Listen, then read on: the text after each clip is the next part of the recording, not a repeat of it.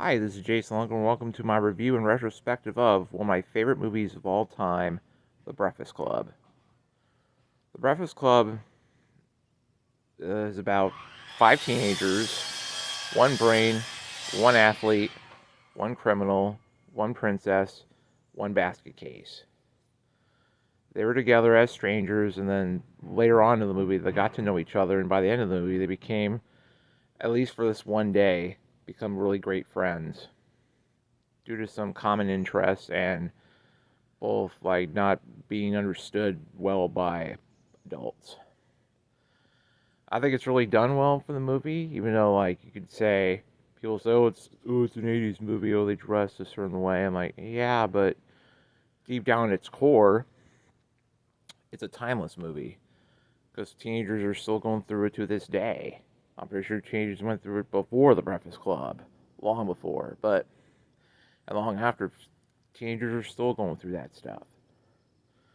And the performances are done well by the core of the cast: Anthony Michael Hall, Judd Nelson, Emilio Estevez, Molly Ringwald, and Ali Sheedy. Well, I do agree at the very end of the movie that it kind of a little contradicts the message at the end, but that didn't really bother me that much because, it's probably just one of those one-time makeovers. It's not like she just changed completely after one day. She just wanted to test out, see with Molly Ringwald and Ali Sheedy's character bond together.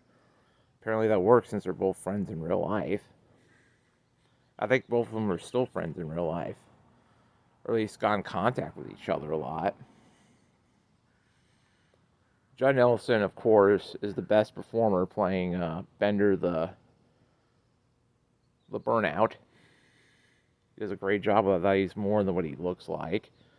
He uses his intelligence, his humor, you know, how he himself had a rough life with his with his dad, mainly because his dad like lit a cigar like underneath his arm like this.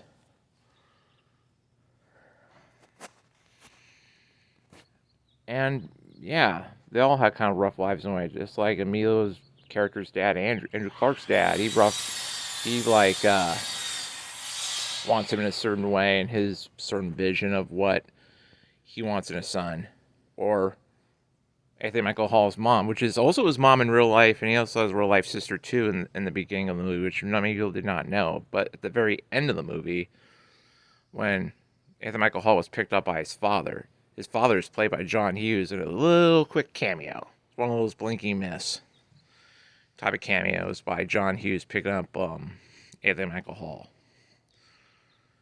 Yeah, the characters are great. The writing's great. It's basically what you're watching is like a play because it takes place in one setting, which is the school library. Most of it.